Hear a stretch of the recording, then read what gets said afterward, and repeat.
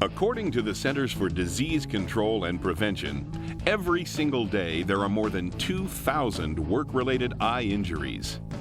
Those sobering statistics are worse when one considers that over a third of the injuries require a hospital visit, and many of these result in a lost time injury. What's worse is many of these injuries could be prevented by using proper controls, protection, and some common sense. Eye injuries are a serious problem. Value your eyes so you won't become a statistic.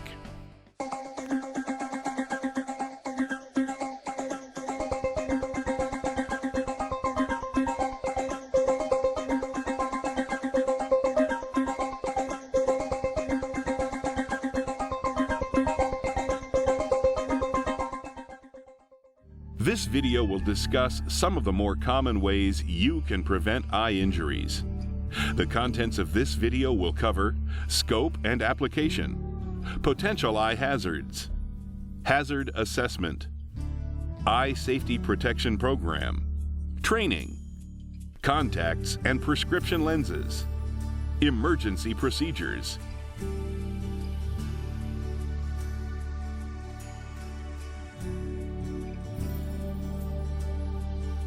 The Occupational Health and Safety Administration, OSHA, mandates that employers provide a safe and healthy workplace for all employees, contractors, and visitors. When workers are subjected to hazards in the workplace that may affect their eyes, it is up to the employer to provide engineering and administrative controls to try and eliminate or lessen the hazard.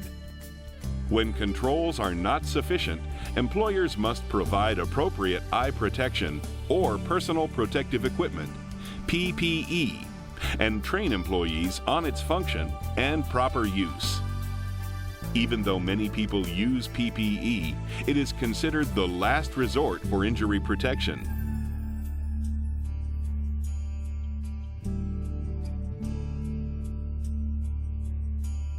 Whether you work in construction, manufacturing, healthcare, or other fields, you are probably at risk of a possible eye injury.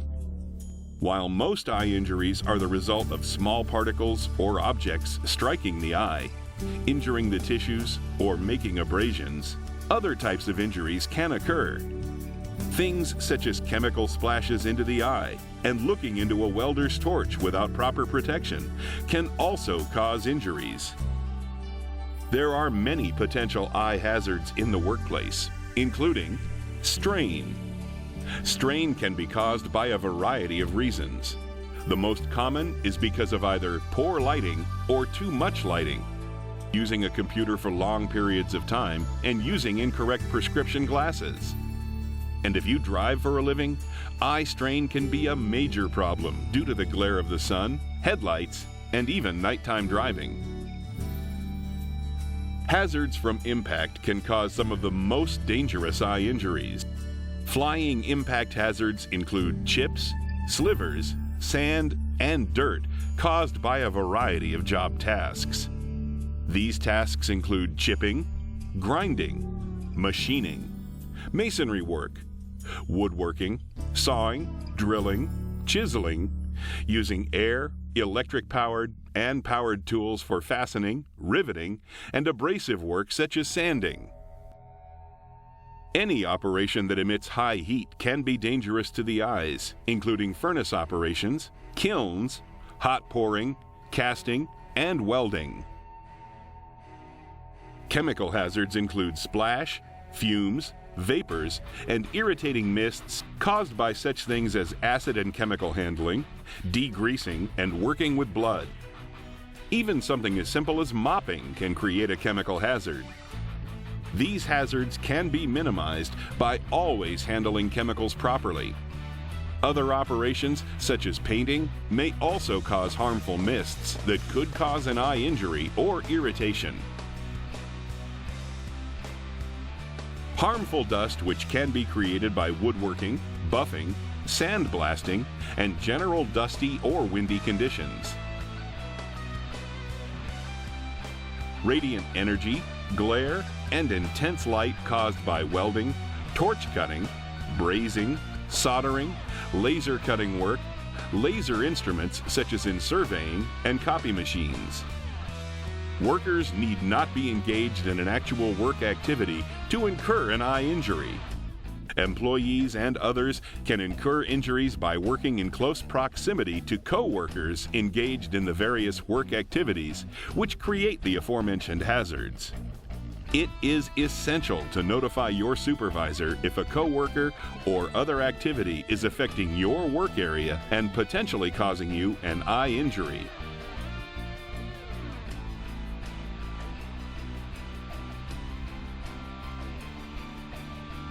A hazard assessment of each work area must be completed by the employer to determine if hazards exist or are likely to exist. Your employer will provide documentation regarding the results of the hazard assessment. Documentation of the hazard assessment should identify the workplace evaluated, the person certifying that the assessment has been performed, and the date of the hazard assessment. Documentation must be in written form and maintained at the workplace. Employers must use engineering and work practice controls to eliminate and reduce hazards before using personal protective equipment. PPE is considered the last level of defense against hazards. In order to assess the need for eye protection, these steps should be taken. A walkthrough of the areas in question should be conducted to identify and record sources of hazards. Dangers should be determined by assessing the tasks involved, the employee performing tasks, and/or group of employees if employees perform identical tasks.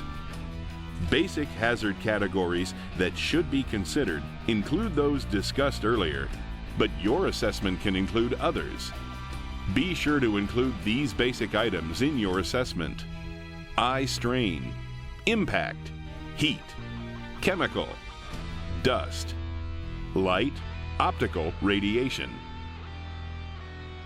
Data and information obtained during the walkthrough and assessment should be organized and analyzed to enable proper selection of eye protection.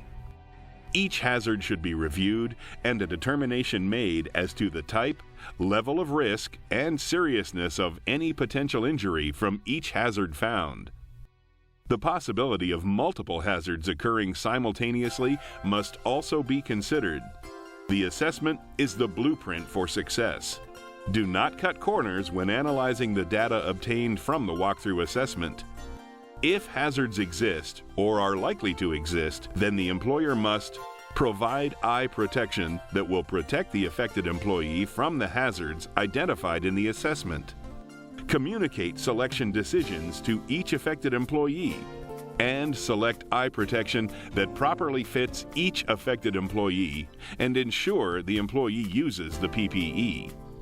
Remember, if your company allows visitors to visit or come through an affected area that requires safety glasses, you must also provide ample protection for them.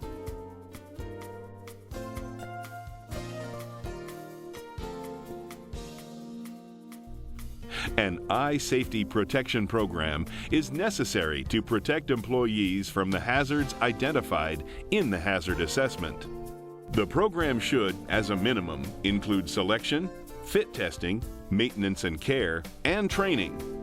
As part of the process of hazard assessment, the selection of the proper type of eye protection is paramount. Just because a type of glasses may cover the eye, it may not be correct for the hazard encountered.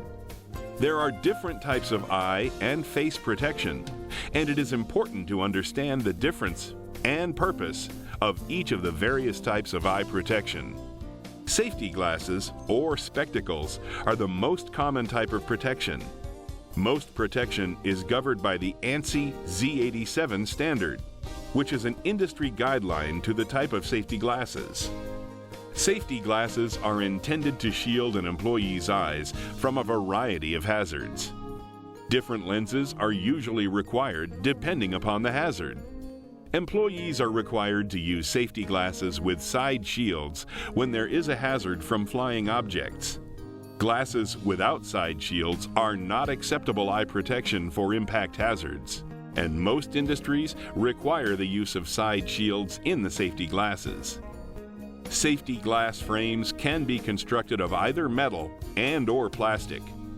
Corrective, prescription, or impact-resistant lenses can be used. Additionally, side shields may be incorporated into the frames when needed. Goggles, sometimes referred to as chemical goggles, shield the wearer's eyes from impact, heat, chemical, and dust hazards, depending upon the type of lenses, frame, and ventilation. Goggles fit the face immediately surrounding the eyes and form a protective seal around the eyes. This prevents objects from entering under or around the goggles. Safety goggles may incorporate prescription lenses mounted behind protective lenses for individuals requiring vision correction.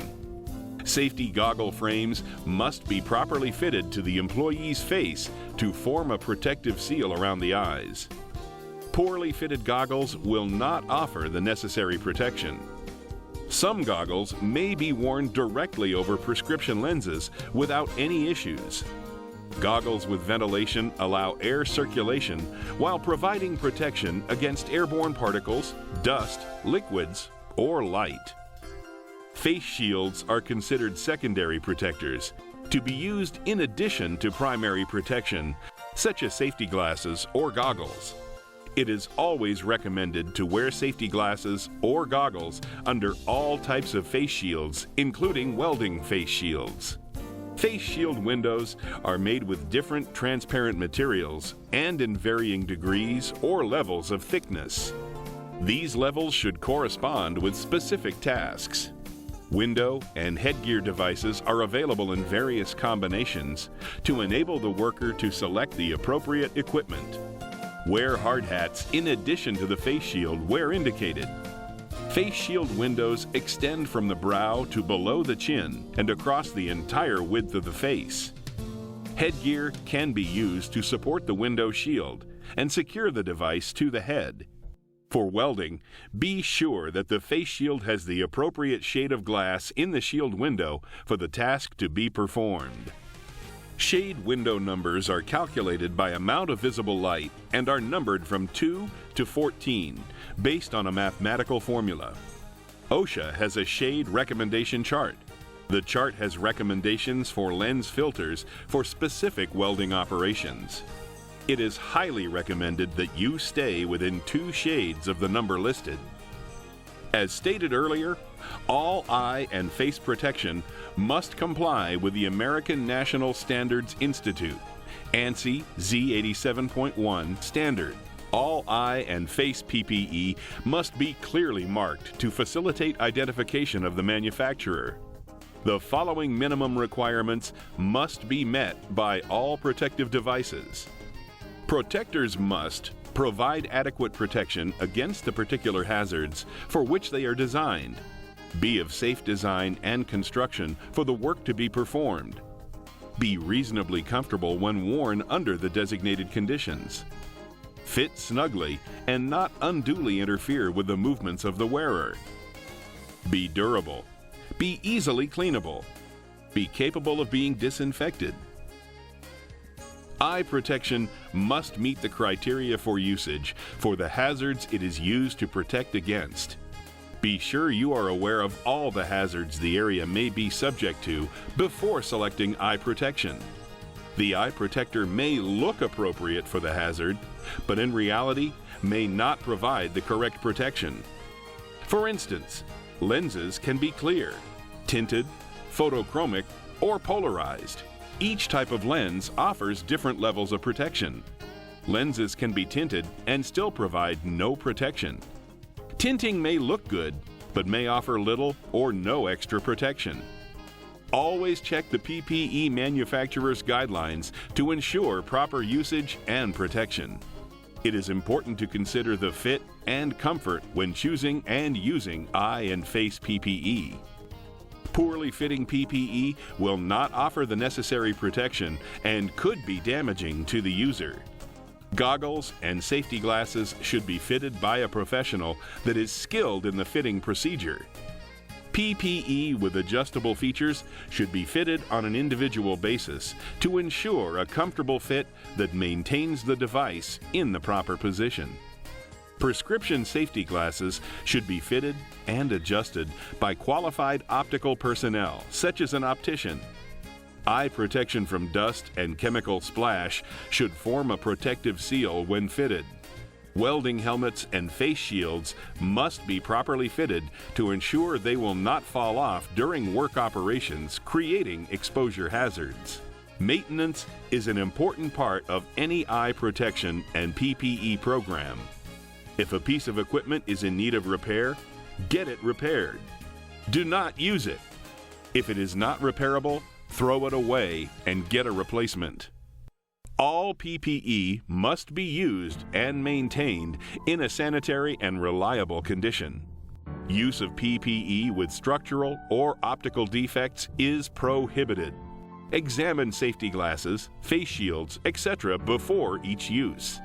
Pitted and/or dirty lenses can reduce vision. Clean or replace lenses as necessary. Deeply scratched or excessively pitted lenses are likely to break.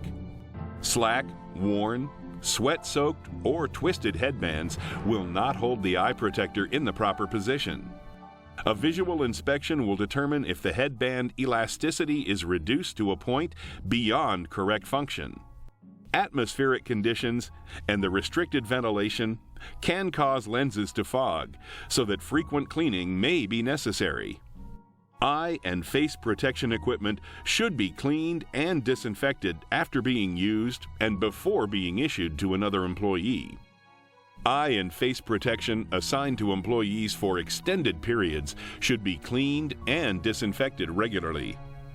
Several methods for disinfecting eye protective equipment are possible. It is best to disassemble the goggles or glasses and thoroughly clean all parts with soap and warm water. Carefully rinse all traces of soap and replace defective parts as necessary. Swab thoroughly or completely and immerse all parts for at least 10 minutes in a solution of germicidal deodorant fungicide. Remove parts from solution and suspend or put in dish rack in a clean place for air drying at room temperature or with heated air. Do not rinse after removing parts from the solution because this will remove the germicidal residue that retains its effectiveness after drying. PPE should always be stored in an appropriate manner when not in use. Place in a clean, dust-proof container until needed. It is important to follow manufacturer's guidelines for additional storage rules.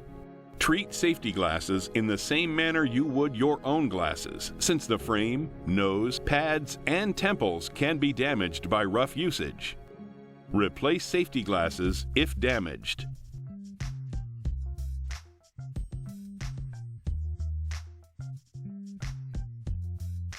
Employees required to use eye protection must be properly trained.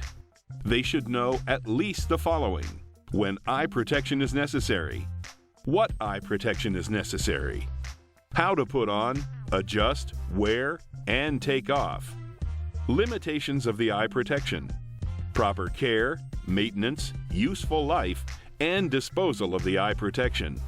Training should be conducted by a knowledgeable and experienced person and presented in a manner the employee can understand.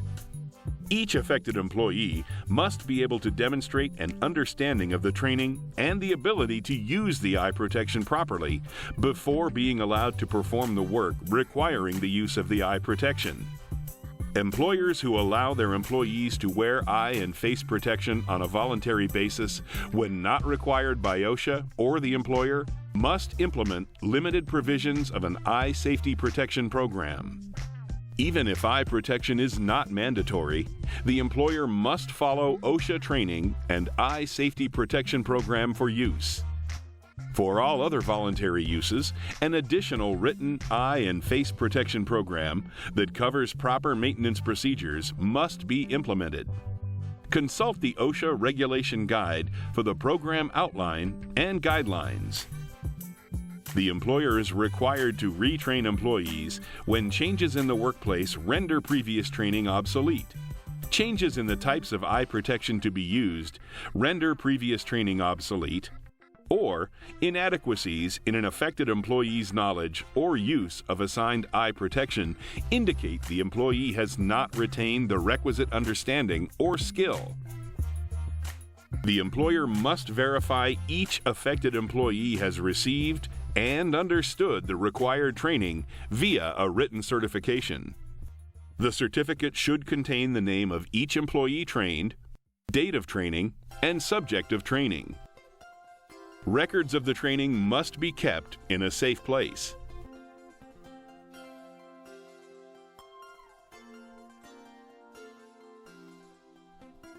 Employers must ensure employees who wear prescription lenses or contacts use PPE that incorporates the prescription or use eye protection that can be worn over prescription lenses. Dust and chemicals present additional hazards to contact wearers. Some companies do not allow the use of contact lenses while working with chemicals or in dusty conditions. While it is possible for chemicals to get trapped under the contact lens in an accident and causing additional damage, some evidence points to the contact protecting the eye in some accidents. What is important to remember is contact lenses are not to be used as protective devices. If eye protection is required, then all workers, including contact wearers, must wear appropriate protective devices. Employees who wear prescription glasses must also wear eye protection when required. Eye and face protection is available, which fits over glasses. Safety goggles and glasses can be used, which incorporate prescription lenses.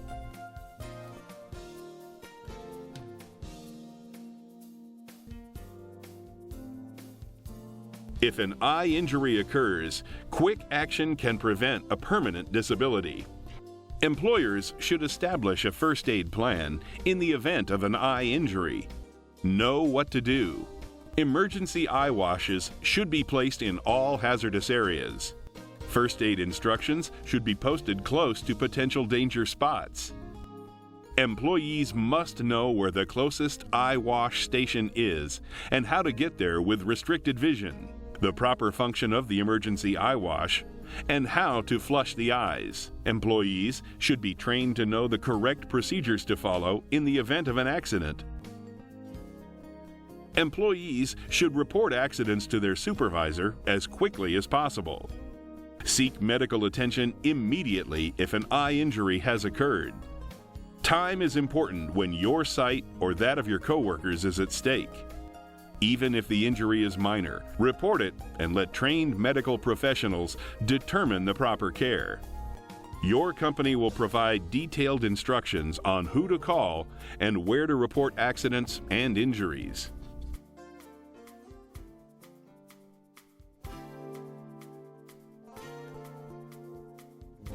Eye injuries are one of the most common occurrences in the workplace today. Know what to do in case of an injury.